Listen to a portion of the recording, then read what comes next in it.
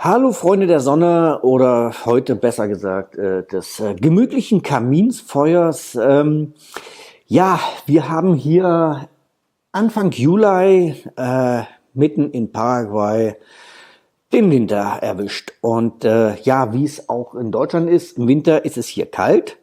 Und zwar aktuell so um die 14 Grad da draußen. Und ja, da die Häuser hier schlecht isoliert sind, oder eher gar nicht isoliert sind, ist es natürlich auch im Haus nicht gerade angenehm warm und deshalb habe ich den Kollegen da angeschmissen. Dann ist es nämlich gleich gemütlicher und auch wesentlich wärmer. Sie haben heute den ganzen Tag Regen angesagt und zwar so richtig fiesen Nieselregen, also nicht wirklich große Mengen an Wasser, sondern einfach nur, ja, es nieselt. Aber darum soll es jetzt nicht gehen in diesem Video, sondern es soll um meine Odyssee mit meinem Container gehen. Warum gerade jetzt? Nun, wir sind gerade dabei, so die letzten Züge meine Garage an den Container dran zu bauen.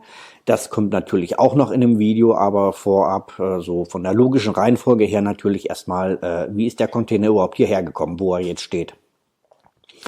Die Odyssee begann bereits in Deutschland.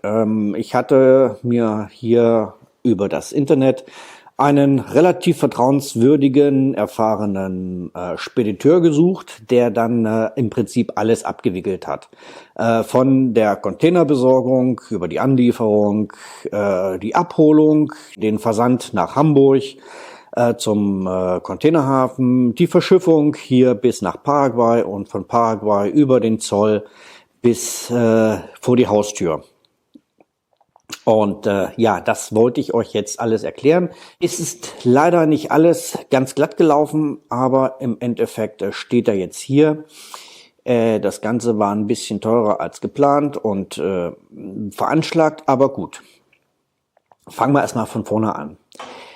Die Anlieferung des Containers war nicht so das ganz große Problem.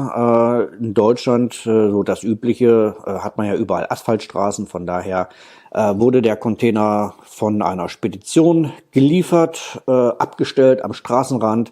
Natürlich vorher bei der Gemeinde um Abstellgenehmigung gebeten, beziehungsweise diese beantragt. Als ich dann den Container übernommen habe, natürlich geguckt habe, ob er dicht ist, also reingegangen, Türen zu und dann geguckt, ob irgendwo Licht reinkommt. Das war nicht der Fall. Dann hat er natürlich ein entsprechendes Zertifikat. Das ist dann so ein Aufkleber oder auf dem Typenschild ist dann ein entsprechender Stempel drauf, wie lange die sogenannte CSC, glaube ich, heißt das, Plakette gültig ist. Das hatte ich an meinem Container vermisst, also eine gültige Plakette, und auch das Zertifikat hatte ich nicht bekommen bei der Lieferung. Auch der Fahrer war ein bisschen irritiert, einerseits, weil dieses Zertifikat nicht da war. Er wusste da auch nichts von, und andererseits, weil dieser Container scheinbar von dem ursprünglichen Eigentümer der Evergreen Firma, keine Ahnung, was die für eine Firmenbezeichnung haben, entwertet wurde. Also es wurden von der Containerbezeichnung die ersten drei, die obersten drei Buchstaben wurden abgemacht, und das hat mich ein bisschen irritiert. Jedenfalls habe ich mich dann mit meinem Spediteur kurz geschlossen, und der hat dann, da er ja wusste, wo der Container herkommt, wo er den bestellt hat, mit dem Containerlieferanten Rücksprache gehalten und hat mir dann versichert, alles kein Problem, das passt schon so, das ist in Ordnung, das kriegen wir hin, und das Zertifikat für die Seetauglichkeit, das wird mir innerhalb der nächsten Tage dann zugeschickt, inklusive der entsprechenden Prüfplakette. Ja, naja, das war auf jeden Fall schon mal ein kleines bisschen, ich bin ein bisschen skeptisch gewesen, weil es muss ja diese Zertifikat haben und diese Plakette, weil sonst kommt das Ding nicht auf das Schiff drauf. Ohne gültige CSC-Plakette kommt kein Container auf das Schiff drauf, wird nicht verladen und nicht verschifft. ist im Prinzip nichts anderes als ein TÜV-Zertifikat, dass der Container halt dicht ist und seetauglich und die Türen leichtgängig und so weiter. Jedenfalls, meine Tür war schon, zumindest die rechte, war schon von Anfang an ja, nicht ganz so leichtgängig, aber gut, das lässt sich dann halt so ein bisschen, ja, das ist Auslegungssache, würde ich mal sagen. Gut, jedenfalls war das dann geklärt und dann konnte ich endlich anfangen, meinen Container zu beladen. Und ja, das hat natürlich, ja, hat natürlich so halbwegs geklappt. Ich hatte Glück gehabt, der stand halt sehr nah am Haus und von daher sehr kurze Wege und alles gut. Als ich so etwa ein Drittel oder so beladen hatte, da hat es auch in Deutschland mal geregnet im Sommer. Mitte Mai habe ich angefangen, meinen Container zu haben und auch zu beladen. Und da hat es dann mal geregnet, Anfang Juni. Und dann habe ich festgestellt, Moment, hier drin ist ja Wasser. Es tropft von der Decke runter und das kann eigentlich, das sollte nicht sein, weil der Container muss ja dicht sein und ist ja doof, wenn er unterwegs Wasser kriegt und dann regnet's rein. Naja, jedenfalls, um ihn dann nicht wieder ausladen zu müssen, weil ich glaube nicht, dass die dann hätten irgendwas nachgearbeitet. Die hätten dann höchstens durchgetauscht, wenn ich gesagt hätte, Moment, da Decke undicht, deshalb eigentlich nicht ganz seetauglich. Naja, jedenfalls hatte ich noch eine angebrochene Tube mit Silikon zu Hause und das habe ich dann von innen und von außen auf die entsprechenden Stellen aufgebracht, wo es reingeregnet hatte, also wo es ein bisschen reingetropft hat. Es lag einfach daran, dass das Ding einen Produktionsfehler hatte. Die Schweißnähte am Dach waren nicht ganz durchgeschweißt und deshalb dann auch nicht ganz dicht gewesen. Ja, die Farbe war halt auch schon wasserdurchlässig geworden. Und ja, es war halt ein Container, der die letzte Reise vor sich hat. Und naja, gut. Jo, abgedichtet und alles schick, deshalb weiter beladen und dann ist es gut. So, dann hatte ich natürlich meinem Spediteur gesagt, ey, hier in 3 Tagen kannst du das Ding abholen lassen, damit es auf dem Containerschiff oder damit es Richtung Hamburg kann, damit es auf dem Container kommt. Weil ich hatte ja dann irgendwo auch die Zeit im Nacken, die Flüge, beziehungsweise der Flug für mich war gebucht. Und von daher musste ich natürlich entsprechend zeitig fertig werden. Und ja, dann ist erstmal eine ganze Weile nichts passiert. Jedenfalls, er hat das halt an die Spedition gemeldet, dass der abgeholt werden kann. Und ja, dann bekam ich die Info, dass doch auch der Zoll doch sich angemeldet hat für eine eventuelle Kontrolle des Inhaltes des Containers, ob das auch wirklich wie angemeldet Umzugsgut ist. Und er hat mir aber versichert, ja, in 90% oder 95% kommt der Zoll gar nicht vorbei. Aber es muss halt gemeldet werden und es besteht die Möglichkeit, dass der Zoll da mal reinguckt. Ja, dann habe ich auch die Info bekommen vom Zoll. Am Tag meines Abfluges, vormittags so zwischen 7 und 8, glaube ich, besteht die Möglichkeit, dass dann eventuell einer vorbeikommt und sich das mal anguckt.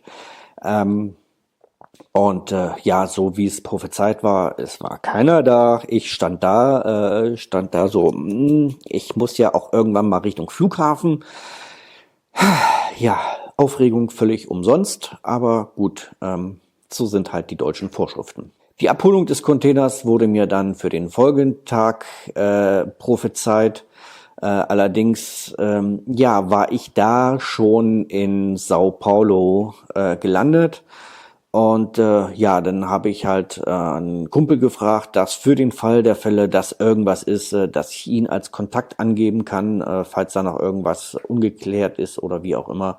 Und habe auch einen Zettel an den Container geklebt, wo dann seine Kontaktdaten standen. Habe das natürlich dem Spediteur auch mitgeteilt, weil aus Sao Paulo kann ich nicht wirklich irgendwas regeln. Aber gab überhaupt kein Problem. Der Fahrer war da und hat dann den Container abgeholt.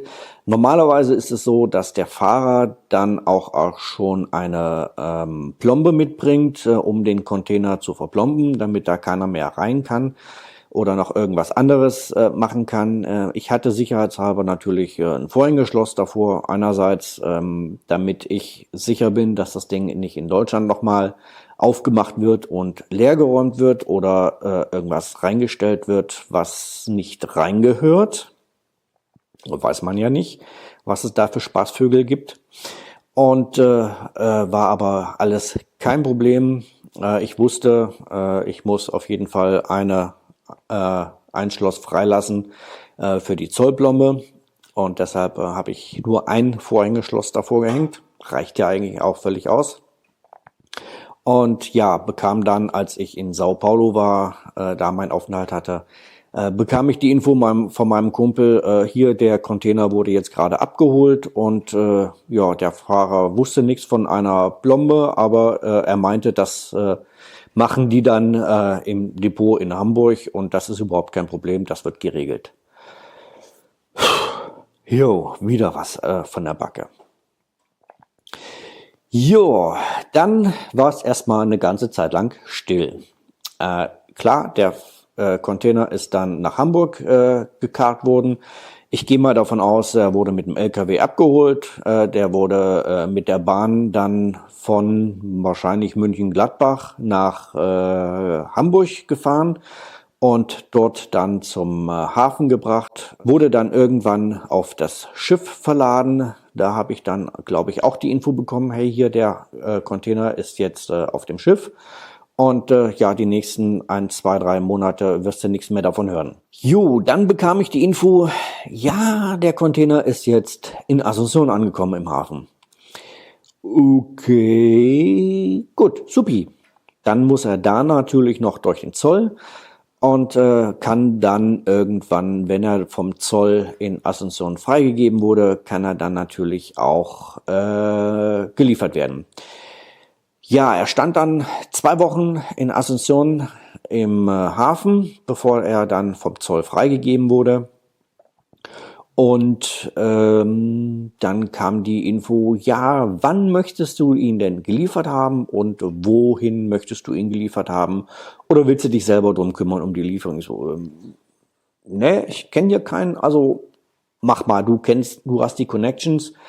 Lass ihn mal auf mein Grundstück liefern. Lass uns aber noch, wenn es geht, noch so 2, 3 Tage warten, weil es hat letztens erst geregnet und es ist doch noch ein bisschen feucht auf dem Grundstück, weil das wäre dann blöd, wenn sich der LKW festfährt, weil er nicht aufs Grundstück kommt oder nicht vom Grundstück runter.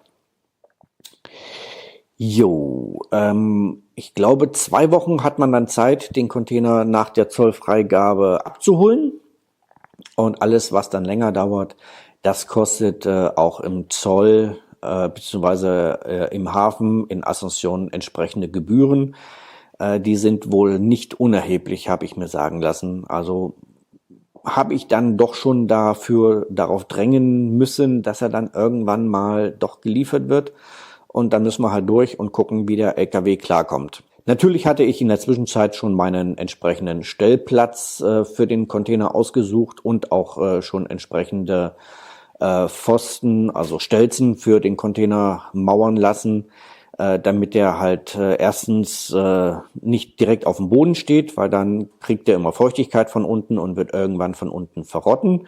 Und andererseits musste natürlich auch das Gelände so ein bisschen ausgeglichen werden. Da, wo er hin sollte, war es leicht abschüssig, wie eigentlich fast überall.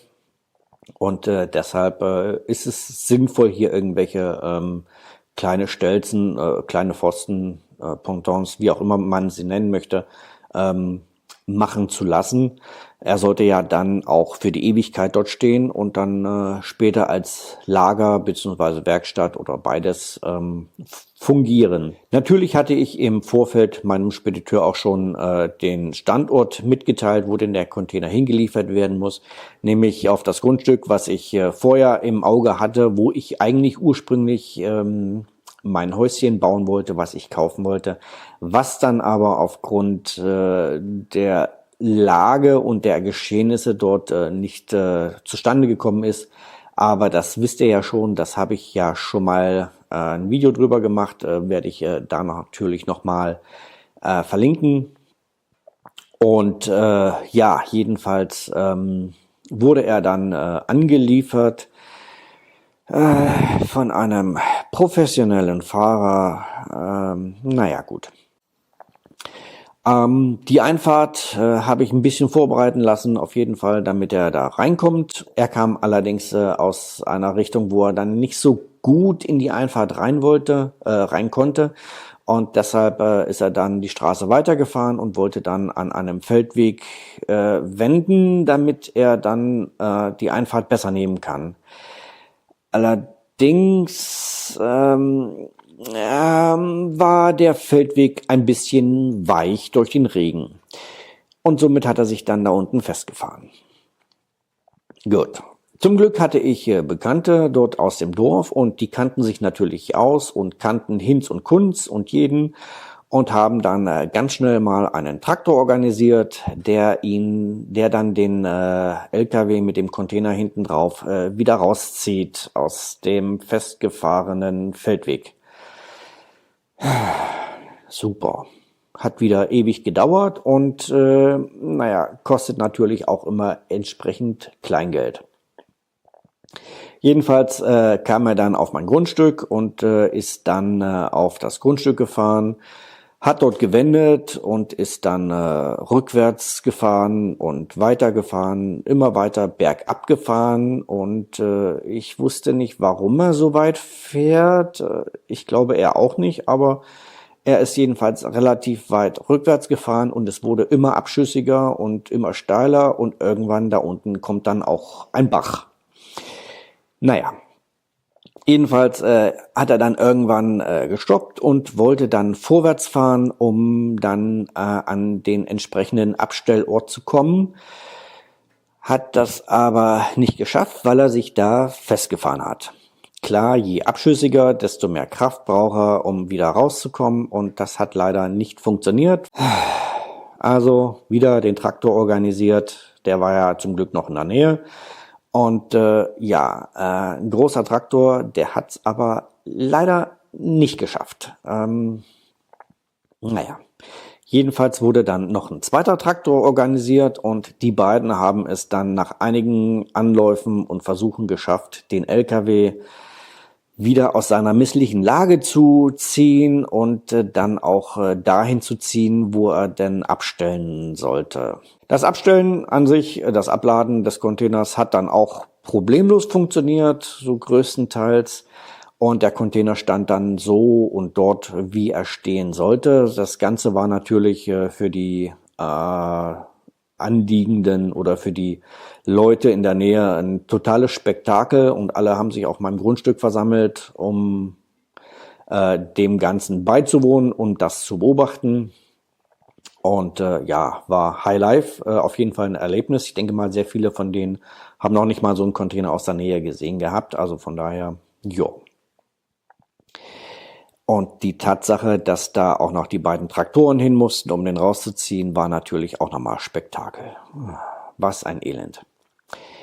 Gut, Container abgeladen und dann hieß es nur noch für den LKW Tschüss und runter vom Grundstück und gute Heimreise. Allerdings nicht ohne Traktor, weil der hat sich dann nämlich in der Ausfahrt wieder festgefahren. Gut, es war ein Fahrer, der kannte nur Vollgas und von daher kann man sich da recht schnell festfahren, weil so ein bisschen Gefühl mit der Kupplung und bisschen schaukeln, dann funktioniert das normalerweise, aber er hat es nicht hingekriegt. Okay, gut, dann stand der Container da und ich wollte ihn natürlich auch nicht längere Zeit unbeaufsichtigt lassen und deshalb bin ich dann dahin gezogen in dem Caravan, den ich ja freundlicherweise von meiner Vermieterin geliehen bekommen habe. Einfach damit ich den Container im Blick habe, damit er nicht längere Zeit unbeaufsichtigt ist. Weil so abgelegen ein unbeaufsichtigter Container voll mit Sachen aus Deutschland ist mit Sicherheit sehr interessant. Gut, dann kam halt raus, dass ich das Grundstück dann doch nicht kaufen werde und dass ich wieder abziehe. Also musste der Container dann auch wieder abgeholt werden. Zwischenzeitlich ist der Boden abgetrocknet und ich habe dann einen anderen Spediteur beauftragt, diesen Container abzuholen. Das hat dann auch problemärmer funktioniert. Er kam mit wieder dem Seitenlader, kam allerdings mit einem anderen natürlich und hat den Container aufgeladen und kam dann auch fast vom Grundstück runter, hat es nicht ganz geschafft, hat sich wieder in der Einfahrt festgefahren. Allerdings hat dann diesmal ein kleiner Pickup gereicht, um ihn zu unterstützen, um rauszukommen. Und das war dann schon mal auf jeden Fall eine Erleichterung. Ja, dann sollte dieser Container zu meiner damaligen Vermieterin auf das Grundstück eigentlich. Wir haben extra ein bisschen Platz gemacht, noch ein paar Bäume beschnitten, damit der auch von der Höhe her da durchkommt und sollte dann auf dem Grundstück den Container abstellen, weil damals geplant war, dass ich eventuell ein Stückchen von dem Grundstück kaufe und dann dort ein kleines Häuschen für mich baue. Das haben wir dann aber nach einigen Überlegungen auch wieder ausgeschlagen gehabt. Jedenfalls kam der LKW dann über die 4 Kilometer total beschissene Erdstraße an. Und ja, ich muss sagen, der Fahrer ist wirklich sehr vorsichtig gefahren, sehr langsam gefahren. Und von daher war das alles gut. Auch die großen Reifen der LKWs sind natürlich sehr positiv, wenn man dann irgendwie Löcher in den Straßen hat, weil die nehmen die Löcher nicht ganz so rapide mit wie kleine Autos. Und von daher fand ich das oder war das dann soweit in Ordnung.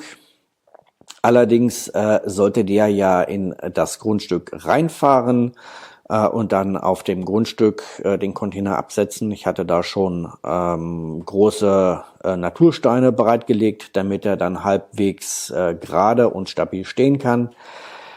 Allerdings hat der Fahrer nicht durch das 3,50 Meter breite Tor geschafft, hat sich dort in der Einfahrt festgefahren und kam weder vor noch zurück. Elendig. Naja, ein 2,50 Meter breiter LKW ist nicht durch das 3,50 Meter breite Tor gekommen. Gut, die Kurve war nicht gerade, also man konnte nicht gerade drauf fahren, sondern musste echt eine 90-Grad-Kurve fahren. Aber da der Weg eigentlich breit genug war, hätte er es durchaus auch schaffen können. Aber gut, er hat es nicht geschafft, hat sich festgefahren und von daher war es dann wieder mal an der Zeit, einen Traktor zu organisieren. Aber das war auch nicht das Problem, weil die Straße runter war ein großes landwirtschaftliches Unternehmen und der Betreiber hat einen riesigen Traktor. Und ja, den haben wir dann halt gebeten, den LKW wieder rauszuziehen und haben dann entschlossen, da er nicht reinkommt, stellen wir den Container einfach an den Straßenrand. Ist ja auch nicht so das ganz große Problem dort, weil er sollte dann doch nicht ewig dort stehen, wie sich im Nachhinein rausstellte. Aber naja, jedenfalls hat der Traktorfahrer, der Eigentümer, den LKW problemlos rausgezogen, weil der hat Kraft ohne Ende. Und naja, jedenfalls kurz bevor er dann komplett draußen war, meinte der LKW-Fahrer, jo, jetzt gebe ich nochmal Vollgas rückwärts und ist dann dem Traktor hinten reingefahren, hätte fast noch das Hinterrad von dem Traktor zerstört, also ist schon mit seiner Stoßstange bis in den Reifen reingefahren, hatten zum Glück nicht kaputt gemacht, sondern nur von seinem LKW das Rücklicht so ein bisschen und so ein kleines bisschen Stoßstange verbogen. Aber das war ja zum Glück nicht mein Problem, wenn der Fahrer zu dämlich ist. Und ja, nach einigem Hin und Her haben sie dann den Container am Straßenrand abgestellt. Ätzend. Wie kann man so dämlich sein? Aber gut. Jedenfalls stand dann der Container mehr oder weniger schön am Straßenrand. Und da stand er dann auch eine ganze Weile, nämlich so lange, bis ich dieses Grundstück gekauft hatte, bis mein Haus soweit gebaut war und bis ich dann hier auch die entsprechenden Unterlagen, Stelzen für den Container habe bauen lassen. Und ja, dann musste er halt nochmal umgesetzt werden. Dann habe ich wieder einen anderen Spediteur beauftragt, weil dieser Vollprofi vom letzten Mal, den wollte ich nicht nochmal haben. Auch alleine, weil sich der Kontakt, der das Ganze organisiert hat, in meinen Augen, höflich gesagt, völlig daneben benommen hat. Natürlich war ich halt schuld gewesen, dass der Fahrer sich festgefahren hatte und naja, es gab ein paar unschöne Worte und Gesten seitens des Auftragnehmers und deshalb hat der im Prinzip bei mir Hausverbot bekommen, hatte er vorher auch schon bei der Vermieterin gehabt, weil er sich da ähnlich aufgeführt hatte. Jedenfalls, anderer Spediteur meines Vertrauens hat dann einen Kran organisiert. Der hat einen relativ großen Kran, einen 10-Tonnen-Kran. Und den hat er dann benutzt, um den Container, den ich inzwischen größtenteils leergeräumt hatte, von A nach B zu bringen, nämlich hier auf mein Grundstück. Und ja, Container hatte ich soweit leergeräumt, weil ich wusste, dass der einen Kran hat. Ich wusste allerdings nicht, wie viel der heben kann. Ich bin immer davon ausgegangen, so um die 3 Tonnen kann er heben. Der Container an sich hat ja schon mal 2,3 Tonnen Leergewicht und dann, naja, hatte ich halt größtenteils leergeräumt, damit er den auf jeden Fall problemlos heben kann. Die Klamotten hatte ich dann größtenteils schon hierher gebracht, beziehungsweise das für andere Leute mitgebracht hatte, schon verteilt. Und von daher wusste ich, der hat nur noch so knappe 3 Tonnen und das sollte der eigentlich locker schaffen. Aber er kam dann mit einem großen 10-Tonnen-Kran und hat natürlich völlig problemlos den Container aufgeladen und dann bis hierher gebracht. Allerdings ist dieser LKW auch relativ schwer und es hatte eine Woche vorher auch geregnet gehabt und ja, nachdem er sich hier den Platz angeguckt hat, wo der Container hin soll und auch den Untergrund, hat er gesagt, na, lass uns mal noch so 1-2 Tage warten, bis es ein bisschen abgetrockneter ist, damit ich keine Probleme habe mit dem LKW. Gut, jedenfalls hatte er wohl noch weitere Termine, musste dann mal wieder nach Deutschland, um da seine Containerbeiladungen zu machen und hat dann gesagt, jo, am Samstag kommen wir vorbei und bringen dir deinen Container, damit wir den LKW wieder frei haben und ich dann beruhigt, erledigter Dinge nach Deutschland fliegen kann. Und ja, ich so, doch noch ganz schön weich der Boden, aber okay, du bist Profi, du kennst dich aus, mach mal. Jo, dann kam das Riesenvieh an. Hat hier riesige Furchen gezogen. Klar, weil der Boden weich ist. Und so ein 10-Tonnen-Kran hat natürlich ein gewisses Gewicht auf dem LKW da drauf, das ja auch nicht gerade ein kleiner sein kann. Ja, naja, jedenfalls kam er dann rückwärts ins Grundstück rein und rückwärts bis dahin, wo der Container abgeladen werden sollte. Auch das Abladen an sich hat problemlos funktioniert. Wir haben dann festgestellt, dass die Stelzen, also der Bonton aus Beton, wo der Container drauf sollte, doch ein bisschen sehr groß gebaut war. Also so von den Abmaßen her. Ich habe es nicht wirklich richtig kontrolliert, muss ich dazu sagen. Ich hätte meinen Arbeitern zwar gesagt, hier sind die Containerabmaße und dementsprechend mittig drauf soll der Container.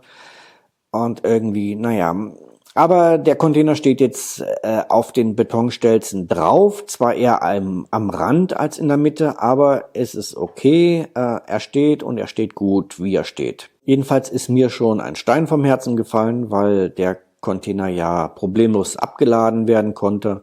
Und jetzt musste nur noch der LKW wieder vom Grundstück runter und da hat das leider auch nicht ganz geschafft, weil der Boden nachgegeben hatte und er sich auch so ein bisschen festgefahren hat.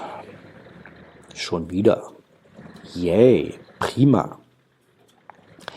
Aber war auch nicht das ganz große Problem, weil dieser Spediteur, der hat reichlich Fahrzeuge, auch einen großen Abschlepp-LKW, einen Berge-LKW aus britischem Militärbestand und hat dann gesagt, jo, lass mal den LKW hier stehen über Nacht und morgen früh kommen wir vorbei und ziehen dann mit meinem Berge-LKW den anderen Kran-LKW raus und ja, gut. Das jedenfalls hat sich auch nicht ganz so einfach dargestellt wie gesagt und wie gedacht.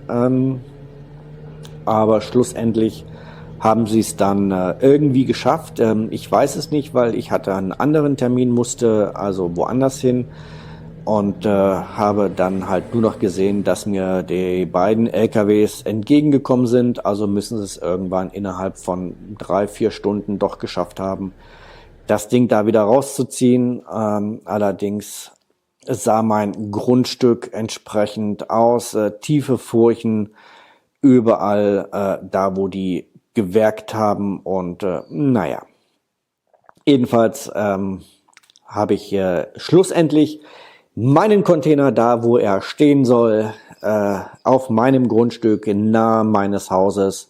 Als die ganze Sache dann vorbei war, blieb mir natürlich nur noch die Flurschäden wieder auszubessern. Und das habe ich getan, indem ich teilweise da, wo sie so extrem verdichtet hatten, den Boden, wo sie sich wirklich tief reingegraben haben durch das Gewicht des LKW, das habe ich aufgebuddelt und dann habe ich da abgelagerte Grasabschnitte reingelegt und diese ausgehobene Erde wieder drauf gemacht, in der Hoffnung, dass sich das Ganze ein bisschen wieder auflockert und dann natürlich auch wieder wasserdurchlässig ist, weil dieser ganz festgefahrene Boden, klar, der ist natürlich schwer wasserdurchlässig und dann staut sich da die Nässe und das möchte ich natürlich auch nicht, dass ich dann überall da Pfützen habe, die nicht ablaufen. Ja, ich denke, das Ergebnis ist entsprechend, ist okay, das passt, wird sich natürlich jetzt mit der Zeit noch ein bisschen setzen, weil das Gras darunter verrotten wird und Biomasse geben wird und ja, mit der Erde natürlich vermischen wird, hoffe ich mal, und dann werde ich da einen vernünftigen Untergrund haben. Ist ja sowieso eigentlich nur Wiese beziehungsweise Pflanzen habe ich da ja auch schon hingesetzt und von daher denke ich mal, ist das okay, ist zwar noch nicht so wie es sein soll, aber das kommt jetzt so nach und nach, hat in meinen Augen nicht die oberste Priorität. Wir haben jetzt inzwischen übrigens an meinen Container meine Garage mit Werkstatt gebaut und das kommt dann in einem der nächsten Videos. Es ist natürlich noch nicht fertig. Es fehlt jetzt noch Kleinigkeiten und das Tor fehlt noch, was auch nochmal eine Herausforderung wird. Aber wie gesagt, das kommt in einem der nächsten Videos und das soll es jetzt hier zu meiner Odyssee des Containers gewesen sein. Wenn es bis hierher schafft, ich muss mal schauen, wie lange nehme ich auf? Auf 45 Minuten, verdammt! Das wird wieder ein mega Video, aber wenn ihr es hier bis hierher geschafft habt, vielen Dank für das Interesse und dann natürlich wie immer Tschüss aus dem momentan kalten, verregneten Paraguay. Euer Nico. Ciao, ciao. tolle Hake hier in Paraguay gekauft und schon Schrott. 2 Wochen hat sie gehalten. Scheiß Qualität. Aber vielleicht kann mir das jetzt hier nützlich werden. Von daher, immer positiv denken.